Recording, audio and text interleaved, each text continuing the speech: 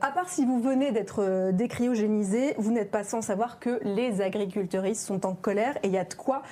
On va donc commencer avec des chiffres. Vous savez, j'aime bien commencer avec un peu une avalanche de chiffres. Mais là, c'est pour avoir un petit panorama de la situation qui est à peu près catastrophique. Alors, d'après le recensement de 2020, la superficie agricole utile occupe la moitié du territoire hexagonal. Les grandes cultures et l'élevage bovin comptant pour les 2/3. La France a perdu plus de 100 000 exploitations agricoles en 10 ans. Je sais que vous n'aimez pas trop le terme exploitation, on en parlera aussi de ce terme qui est intéressant, vous en parlez dans votre bouquin.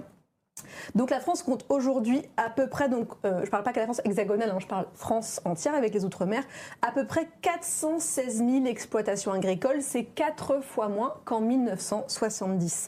Les grandes exploitations s'agrandissent et les petites rapetissent. La taille moyenne en France, c'est 69 hectares. Pour comparer, le maraîchage, c'est 11 hectares en moyenne, 18 pour les fruits, 83 pour les grandes cultures et 93 pour les bovins. Bah oui, ça prend de la place, beaucoup de place.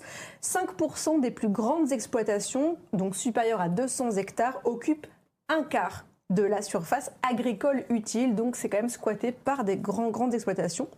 L'agriculture française emploie en 2020 813 000 permanents, et c'est un recul de 11% en 10 ans. L'agriculture en France, c'est 2,7% de l'emploi total. Pour comparer, en 2000, il y avait 1 million de travailleuses permanentes dans le secteur. Concernant l'âge, les exploitants agricoles ont en moyenne 51,7 ans et la moitié à 55 ans et plus. Est-ce que vous voyez où je veux en venir ?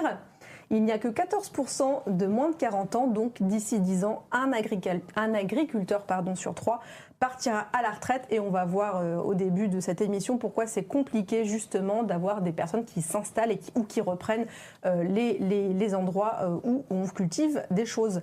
Côté sous, gros morceau aussi, en 2020, 16% des ménages agricoles vivent sous le seuil de pauvreté contre 14% dans l'ensemble de la population. Sont principalement touchés les maraîchers, les éleveurs ovins, caprins et de bovins à viande, sachant que seul un tiers du revenu disponible des paysannes provient de leur activité. Et oui, le reste, c'est des subventions, activités annexes et revenus du conjoint, s'il y a conjoint ou conjointe.